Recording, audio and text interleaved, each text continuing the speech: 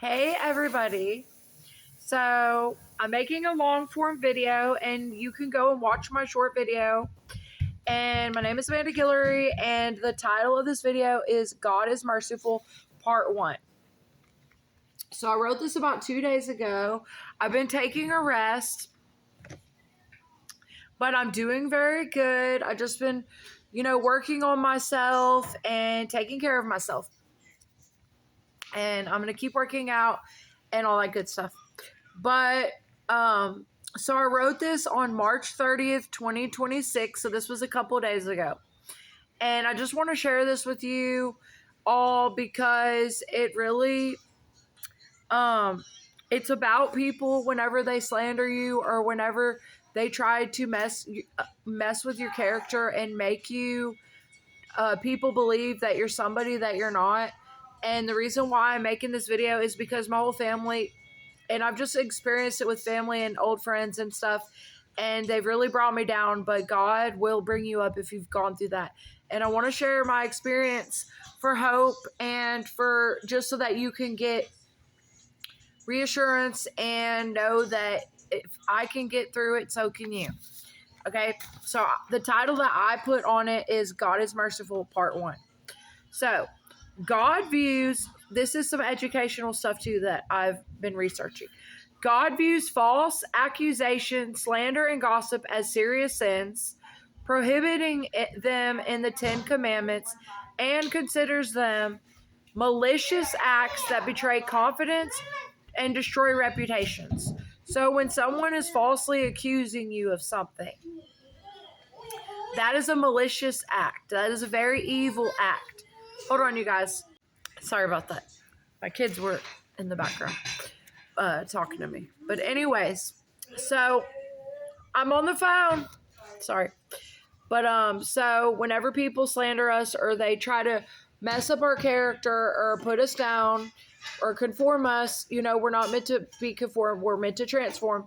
So we need to remember who we are and get away from those people for sure. Don't believe what the devil tells you. Don't believe what the people tell you, okay? Because they're trying to destroy your confidence and your reputation. So there's a reason why they're doing it. They want you to gain the weight. They want you to do the bad things. They want to ruin your reputation. They want to ruin your confidence. They want to put you down because they know if they could get you down, then they could keep you down. Okay. So, and then I put, the Bible promises that God will judge slanderers, equating their actions. Hold on, you guys. Sorry. I'm sorry. I'm trying to get my kids to not be so loud in the background.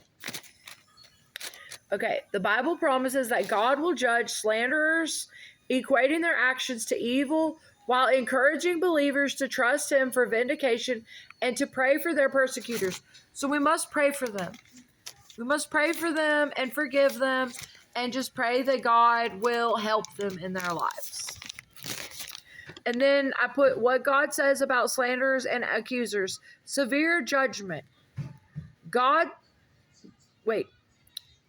hates a lying tongue and will punish those who spread false reports and slander. Prohibition. Okay, prohibition. I'm going to read you the definition after I read this part.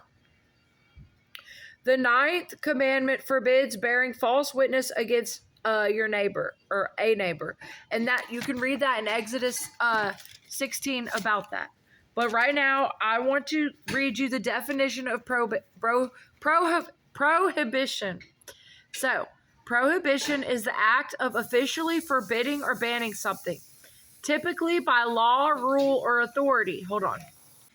Okay, so also it represents a usually legal restriction or refusal to approve an action. It also historically refers to the 1920-1933 era in the U.S. when alcohol was banned. Synonyms of prohibition. It means to ban something, interdiction, restriction, proscription, veto, embargo, taboo, or forbiddance. So God forbids this act of sin against people. When people are maliciously slandering you and falsely accusing you of doing things that you're not doing.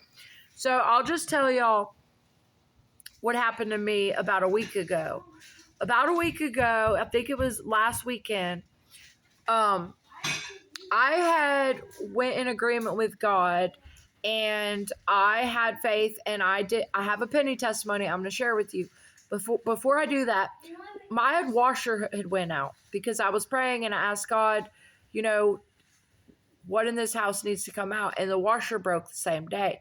And it's crazy because that same washer was in the house that got destroyed, my first house, and that was the only thing that I had taken with it. Anyways, to make a long story short, so I took the washer out and I went and ordered a brand new washer and dryer because I've never had a brand new washer and dryer, and I wanted to have a brand new washer and dryer. So I went and ordered the brand new washer and dryer.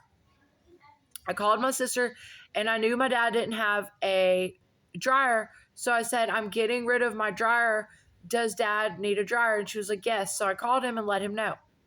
Well, they came over to get it, and I was hoping it would just be her because he's been giving me a lot of problems in my life. But anyways, they both showed up, and I cooked dinner for them. Everything was going good.